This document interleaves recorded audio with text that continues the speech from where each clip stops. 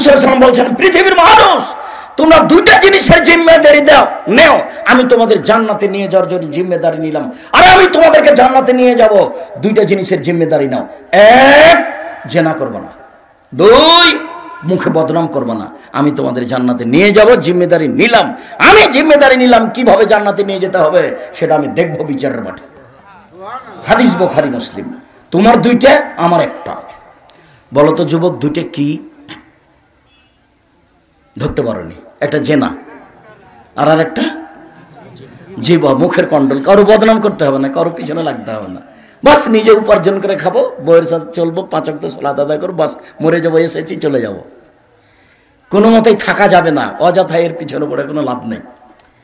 কোনো মতেই থাকা যাবে না, সময় আসলে কারো রক্ষা হবে না। ফেরাউন ডুবে গেছে। যেহেতু ফেরাউন ডুবে গেছে, যে দাঙ্গাবাজি করে ক্ষমতা দেখে 1 মিনিট বাঁচার চেষ্টা করিয়েন না, ভুলে গেছে। রাসূল সাল্লাল্লাহু আলাইহি ওয়াসাল্লামের এই কথা মনে রাখবেন। তিনি বললেন, পৃথিবীর মানুষ শুনে রেখো, এই জীবনলি সিত্তান মিন আনফুসিকুম আযমুলাকুমুল জান্নাহ। পৃথিবীর মানুষ, তোমরা 6টা জিনিসের জিম্মেদারি নাও। আমি জান্নাতে নিয়ে যাওয়ার জিম্মেদারি নিলাম। কিভাবে জান্নাতে নিয়ে যেতে হবে সেটা আমি দেখব। এক, উসদুকা যা হাদাসতুম, কথা বললে সত্য কথা বলো। দুই, আফু যা ওয়াদতুম, মানুষের সাথে ওয়াদা করলে পূর্ণ করো।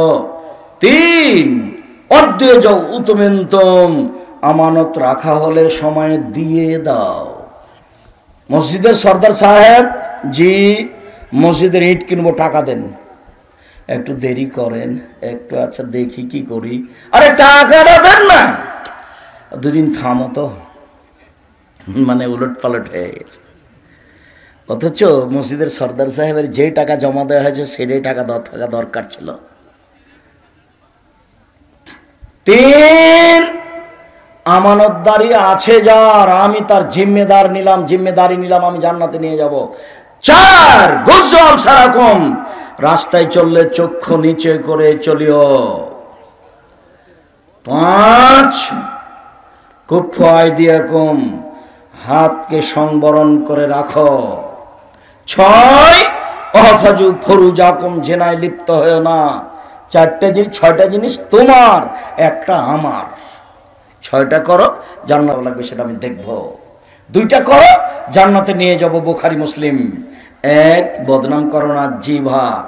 2, জেনায় লিপ্ত হয়েও না। পৃথিবীর মানুষ শুনে রেখো, রাসূল সাল্লাল্লাহু আলাইহি ওয়াসাল্লাম বলছেন, সবচেয়ে দামি বস্তু 1, ওই জিহ্বা, যে জিহ্বা আল্লাহকে ডাকতে পারে, সুবহানাল্লাহ বলতে পারে, সুবহানাল্লাহি ওয়া বিহামদিহি সুবহানাল্লাহিল আযীম বলতে পারে। সবচেয়ে ভারী নেকির মাধ্যম সুবহানাল্লাহি ওয়া বিহামদিহি সুবহানাল্লাহিল আযীম। 2, কালবুন শাকির, ওই অন্তর যে অল্পতেই খুশি। আপনারা কি চাষ করেন? বেগুন, আলু। আচ্ছা আলু দিয়ে বলি, বাপে বলেছে সকালবেলাতে 10টার দিকে তুই আলুটি নিয়ে আয়। যখন বাপ হাটে গেছে তখন ছিল 500 টাকা মন। ওই 11টার সময় তো 400 টাকা মন হয়ে গেছে। এখন সারাদিন বলছে তোর দাঁত ভেঙে দেবো, তোকে তোর পিটাবো, তোকে তো ডাকলাম 10টার সময়তে, তুই গেলি না কেন, তুই 11টায় আসছিল কেন, দেখ তো 100 টাকা কমে গেল মনে, তুই কি করলি? সারাদিন তার বাপ ছেলেকে গালাচ্ছে, একটুকু একবারও বলে না যাক বাটা যাক আলহামদুলিল্লাহ যা হয়েছে হয়েছে, একবারও বলে না। তার মানে অন্তরটা তার অল্পতে সন্তুষ্ট হয় না। অন্তর অল্পতে সন্তুষ্ট হয় যার, সে অন্তর হলো দামি সম্পদ। 3, এটা নিয়ে কথা এসেছিল, জাওজাতুন তুইনহু, ইমরাতুন তুইনু জাওজাহা, ওই মহিলা যে তার স্বামীকে সহযোগিতা করতে পারে দিনের উপরে। হেডমাস্টার 3000 টাকা ছেলেটা ফর্ম ফিলআপের জন্য দিল, 1000 টাকা ডয়ারে রেখে অফিসে 2000 টাকা নিয়ে চলে গেল, একটা বড় মাছ কিনে নিয়ে চলে গেল। স্ত্রী একটু বললো না যে বুঝলাম না, আপনি তো টাকা নিয়ে যাননি, বড় মাছ মানে? শুনে রাখুন, আমি সাগাটা থানার গ্রামের মেয়ে, লবণ ভাতে খুশি, জিন্দেগিতে কোনোদিন অবৈধ পয়সা দিয়ে হাট বাজার করে আমাকে দেখাবেন না। আপনাকে আমি অনুরোধ জানাচ্ছি, লবণ ভাতে আমার জীবনে আমি খুশি থাকবো, আমি মোটা কাপড়ে খুশি, চিকন কাপড়ের আমার প্রয়োজন নেই। অল্প জীবন বাঁচতে এসেছি, কয়দিন পরে চলে যাবো, হারাম খেতে রাজি নই। আপনি মাছ আনলেন কিভাবে এটা আমাকে বুঝান, তারপরে কোনো কথা, আমি মাছই রান্না করবো না। তাহলে ওর তার স্বামীকে কি করে? সহযোগিতা করে। সম্পূর্ণ সবচেয়ে দামি সম্পদ রাসূল সাল্লাল্লাহু আলাইহি ওয়াসাল্লাম বলেন, চারটে জিনিস আছে যার, সবকিছু আছে তার। এক, আমানতের রক্ষা। সিরিয়াল ভুলে গেছেন মনে হয়, এই যে আবার ফিরে আসলাম এখানে। দুই, আমি এটা বুঝতে পারছি যে আমি এখন আছি কোথায়, বুঝতে পারেননি। এইখান থেকে গেছিলাম, আমানত, হেডমাস্টার থেকে গেছি। কোথা থেকে গেছি? হেডমাস্টার থেকে। আমানত রক্ষা যার আছে, সবকিছু তার আছে, জান্নাত তার আছে। দুই, সিদক হাদিসিন, সত্য কথা, সত্য কথা যার, সবকিছু তার। তিন, হুসনু খালিকাতিন, ভালো আচরণ যার, সবকিছু তার।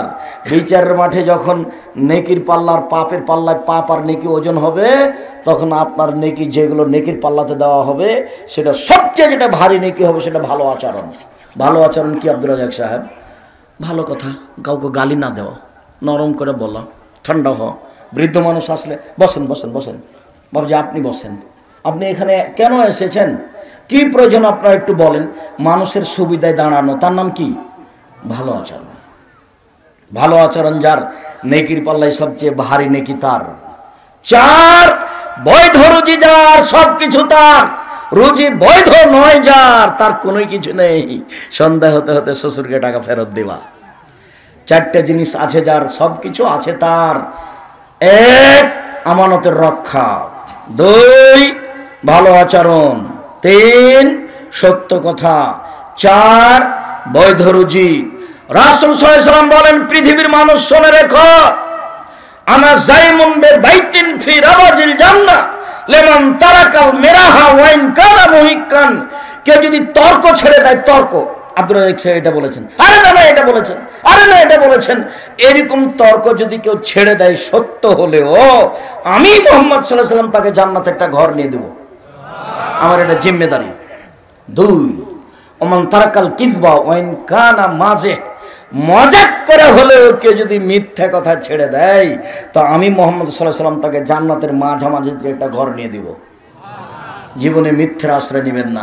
তিন, ওমান হাসানা খলকাহু, কেউ যদি তার চরিত্রকে ভালো করে, আমি মুহাম্মদ সাল্লাল্লাহু আলাইহি ওয়াসাল্লাম তাকে জান্নাতুল ফেরদাউস নিয়ে দেব।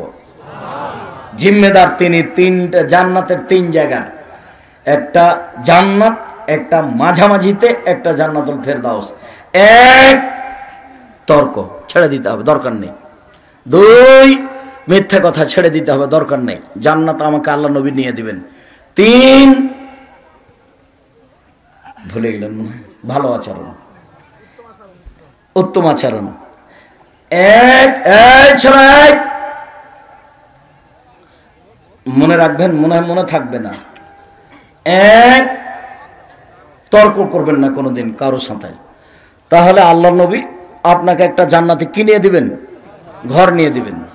দুই, মিথ্যে কথা বলবেন না, তাহলে আল্লাহ আপনাকে জান্নাতের মাঝামাঝিতে আল্লাহ নবী একটা কি করে নেবেন, একটা ঘর নিয়ে দিবেন। তিন, উত্তম আচরণ, ভালো আচরণ, জান্নাতুল ফেরদাউস নিয়ে দিবেন।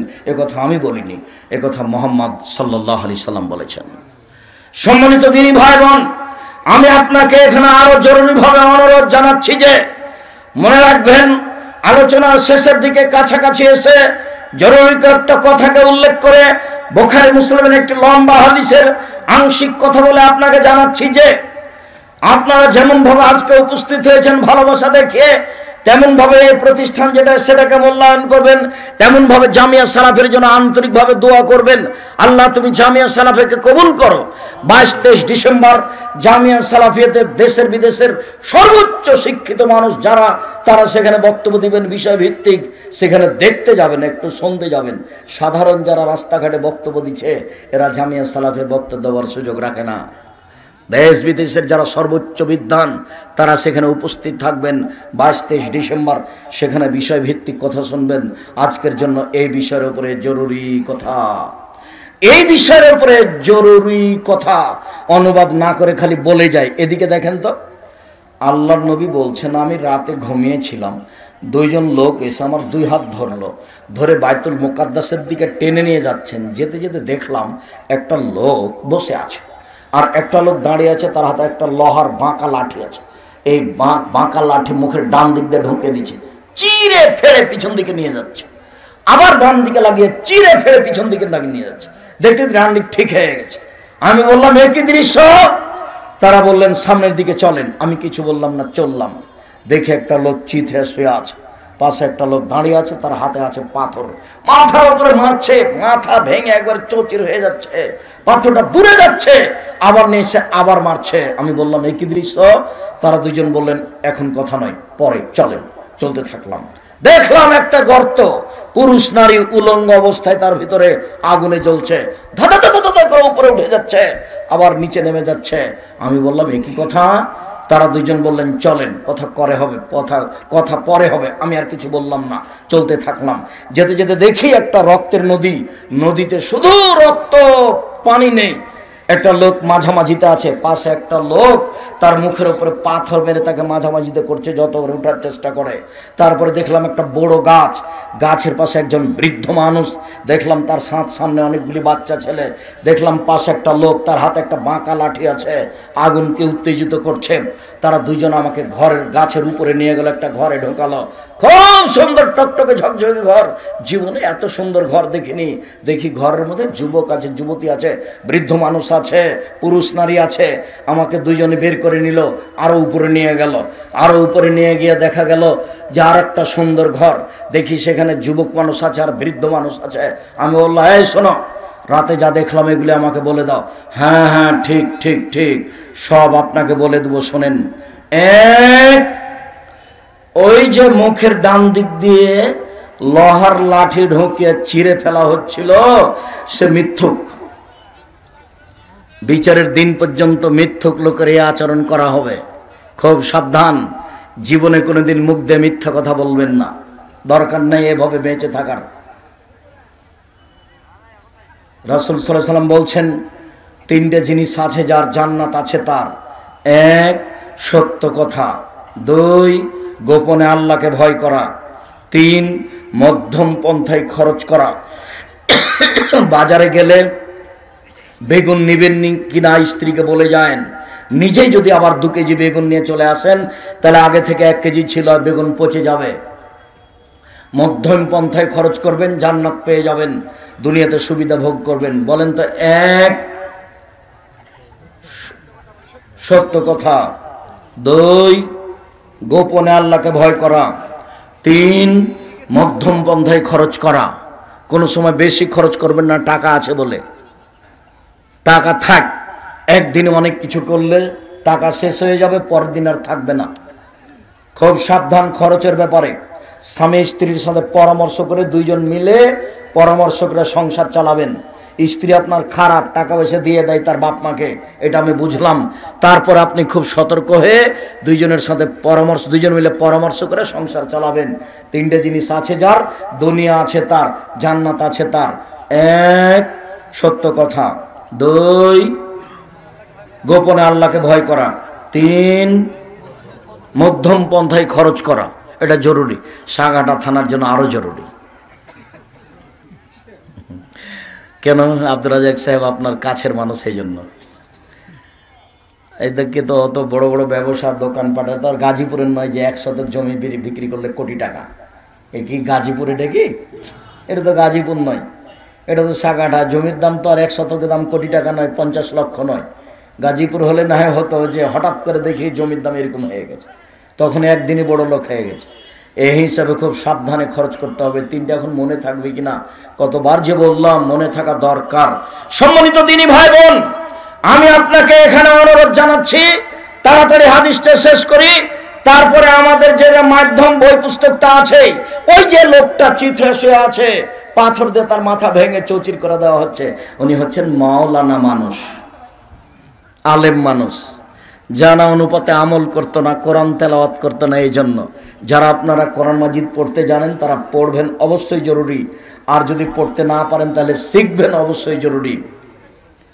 এরপরে যে আপনি দেখলেন গর্তের মধ্যে ধরা করে উপরে চলে যাচ্ছে, আগুনের ভিতরে জমা ধরেছে, আবার নিচে যাচ্ছে, ওরা হচ্ছে ব্যভিচারী। আর ওই যে দেখলেন ওই যে রক্তের নদী, নদীতে পানি নাই, শুধু রক্ত, ওই লোকটা ভিতরে পড়ে আছে মধ্যে, আর পাশ থেকে লোকটা তার মুখের উপরে পাথর মারছে, যত আর উঠার চেষ্টা করে। ও হচ্ছে সুদখোর। রক্তের নদীতে পড়ে আছে ও কে? ও হলে সুদখোর। 1 টাকা সুদ খেলে 36 বার জেনা করে যত পাপ হবে, 1 টাকা সুদ খেলে তার চেয়ে বেশি পাপ হবে। সুদের পাপের 70টা ভাগ আছে।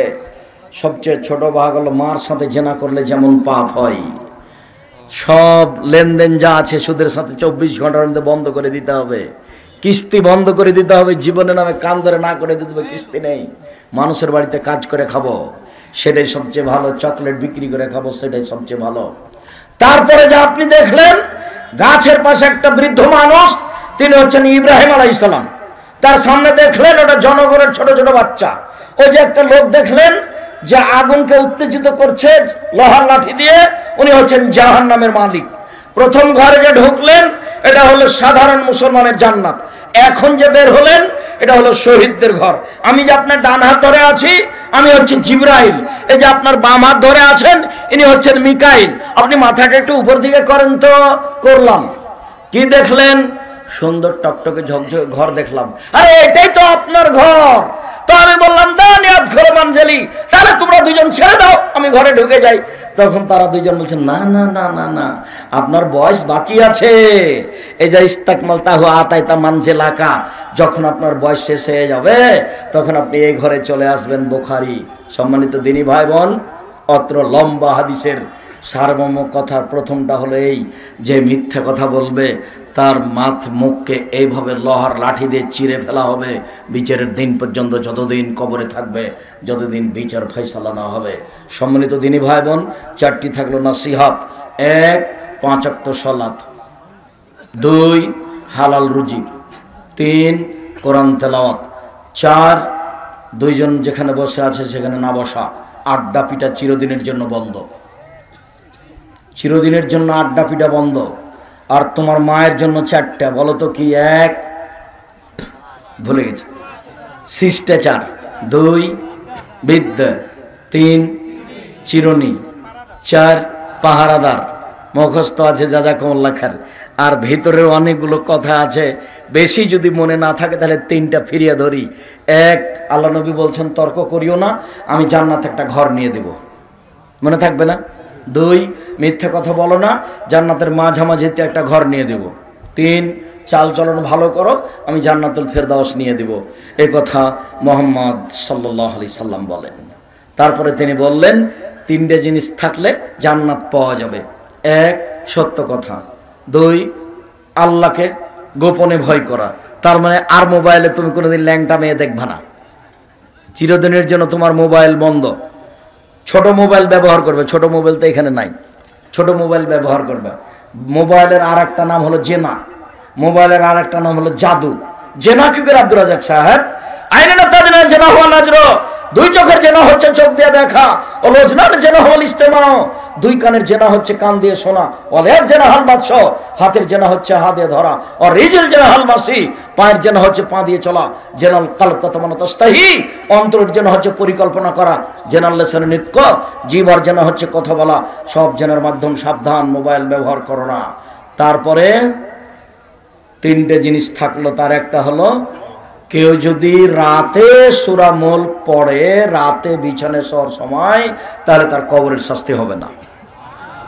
সম্মানিত দিনী ভাই বোন, আজকে এই পর্যন্ত কথা বলে এই প্রতিষ্ঠানটাকে যথাযথভাবে উলুমুল কোরআন মহিলা সালাফিয়া মাদ্রাসা যার যতটুকু সম্ভব দান করে, বিশেষভাবে বই পুস্তক নিয়ে যাবেন। বিশেষভাবে আব্দুল্লাহর বই মিন্নাতুল বারি, তাওজিহুল কোরআন তাফসির, আর আমার সলাতের উপরে বই, আর আজ যেসব কথা বলছিলাম এগুলো উপদেশ বইয়ে আছে।